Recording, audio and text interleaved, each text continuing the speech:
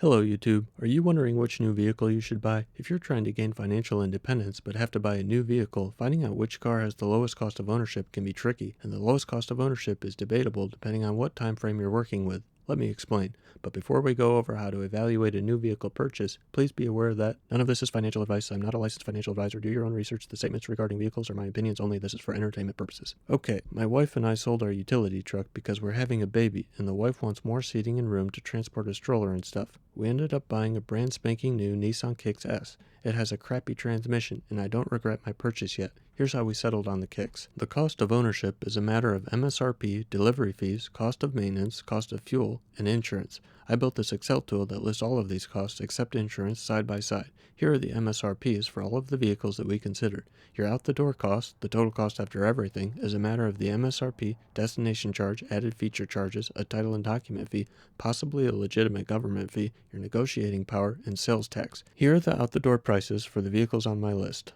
All of these vehicles are crossovers. The cheapest way to get the minimum room for baby stuff was in a crossover. The ones in our price range had either crappy transmissions or crappy engines. I estimated the total life of each vehicle based on what kind of engine or transmission it had. The worst engine was on the Chevy Trax, which also had the lowest MSRP.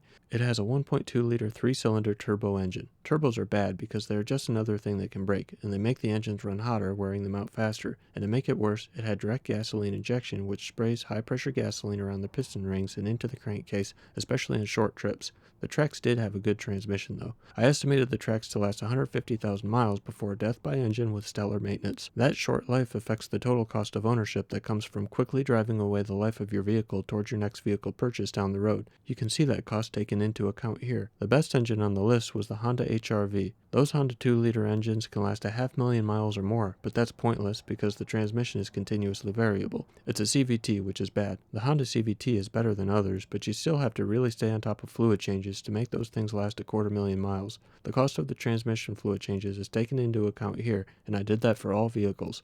By the way, you can change any of these fields in yellow to suit the vehicles that you'd like to evaluate, and you can download this for $1 at my Etsy store, link in the description below. To account for the cost of fuel and maintenance, you need to estimate your annual miles driven, the average fuel economy, your cost per oil change, the cost of tires, transmission flushes, struts, shocks, timing belts or chains, and some less expensive things, but a lot of these can be quickly estimated without throwing off your overall cost. The three biggest factors by far are your out-the-door price, how many miles the vehicle will last, and fuel economy. There's guidance in the file if you need help with completing any fields.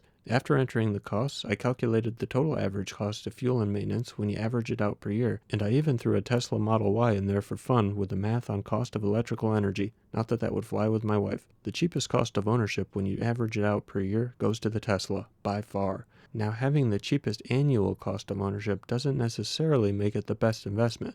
Let's say that you save $1,000 per year by buying a Kia Niro hybrid over the Chevy Trax. If it takes you 7.5 years to break even on the extra money that you had to spend up front, is it really a good investment?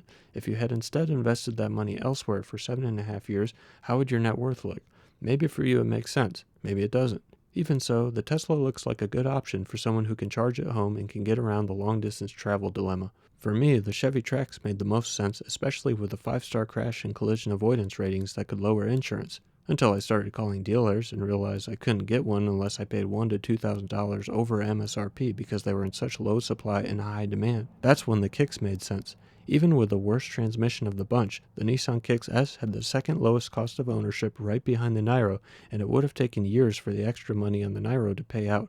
I had better plans for our money. I planned to flush the CVT fluid every 12,000 to 15,000 miles to help the vehicle last 250,000 miles, and that's built into the spreadsheet. Those transmission flushes aren't cheap. The Excel file is designed so you can simply enter the attributes for your vehicle in the yellow cells, and it automatically calculates the various annual maintenance costs and fuel costs for each vehicle. The link in the description will take you to my Etsy store. You can buy it for $1, and it's unlocked so you can change whatever you'd like. Thanks for watching. Like and subscribe if you want more help with life.